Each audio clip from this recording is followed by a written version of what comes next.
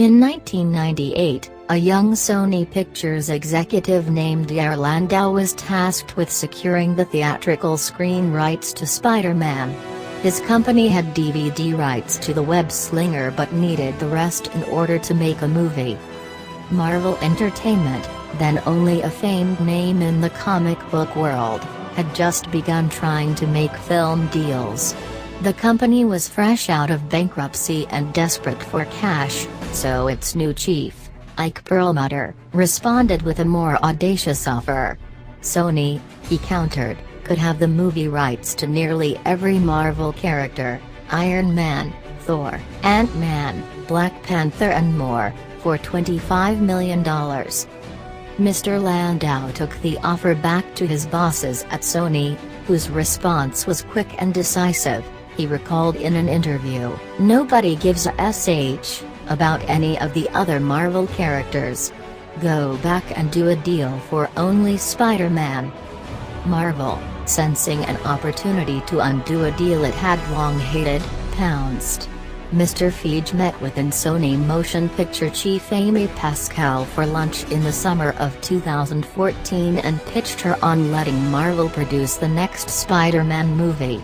Miss Pascal was so offended that she threw her sandwich at him and told him, only half-jokingly, to get the F out.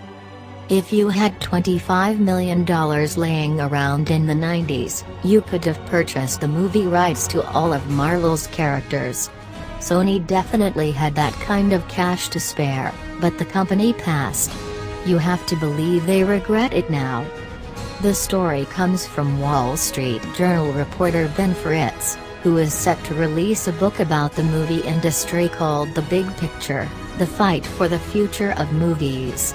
In an excerpt from the book, Fritz reveals that when Sony Pictures tried to secure the movie rights to Spider-Man back in 1998, they could have purchased the rights to all of Marvel's characters for $25 million, or $38 million in today's dollars. About a decade later, Disney bought Marvel for a staggering $4 billion. Of course, at the time, Marvel wasn't exactly in the shape it is now.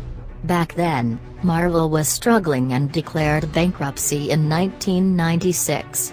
Action figure company Toy Biz eventually bought the company, but it wasn't until the release of the first X-Men movie in 2000 that Hollywood really started to pay attention to the Marvel Universe and its potential on the big screen. After all, previous Marvel movies like Dolph Lundgren's The Punisher didn't exactly set the world on fire. According to Fritz, Sony was only interested in the rights to Spider-Man.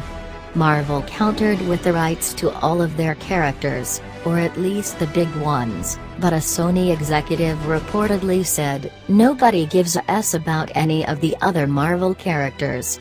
Go back and do a deal for only Spider-Man." Sony then snagged Spider-Man for $10 million.